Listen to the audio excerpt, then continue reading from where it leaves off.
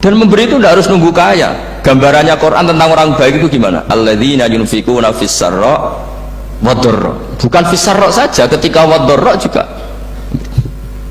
Saya pernah guyon sama orang kaya di Jakarta, dia uangnya miliaran, mungkin malah triliun. Guyon sama saya, Gus, saya ini sudah sekian bangun masjid di mana-mana. Saya ini berarti hebat. Enggak, kata saya. Enggak ada masjid, agama tetap jalan, kata. Karena di kampung-kampung sudah banyak masjid, kata. Masih keren tukang becak, kata. Kok bisa, Gus? Sama nyumbang masjid 1 miliar, itu masjid apa, kata? Ya masjid-masjid besar. Nah itu paling dipakai kubah atau menara atau apalah yang tidak mendesak. Tapi kalau orang miskin ngutangi orang miskin itu, kalau nggak utang hari itu nggak makan. Kan nggak mungkin tukang becak ke utang ada bank atau orang kaya raya, kan kenal saja enggak. Mesti orang miskin utangnya sama orang miskin.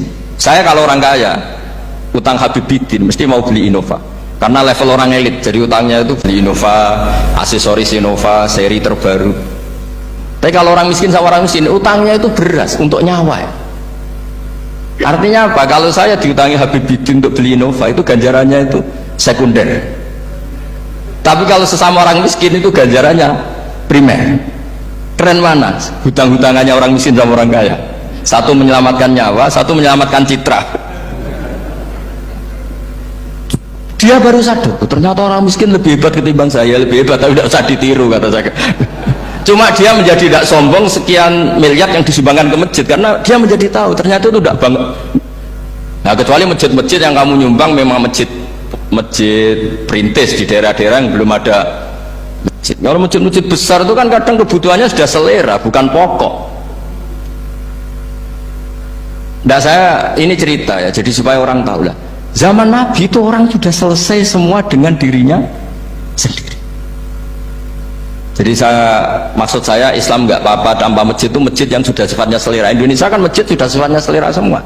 Yang dikatakan masjid pokok kan yang dipakai sholat bisa, dipakai alat sesuci bisa. Tapi kalau sudah selera ya pondasinya harus begini, lampunya harus dari kristal, terus kubahnya itu sudah selera.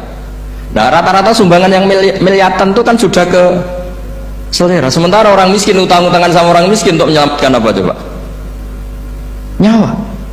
Artinya para orang miskin jangan kecil hati, wah saya sudah kok hanya 2 kilo, tapi 2 kilo nyawa.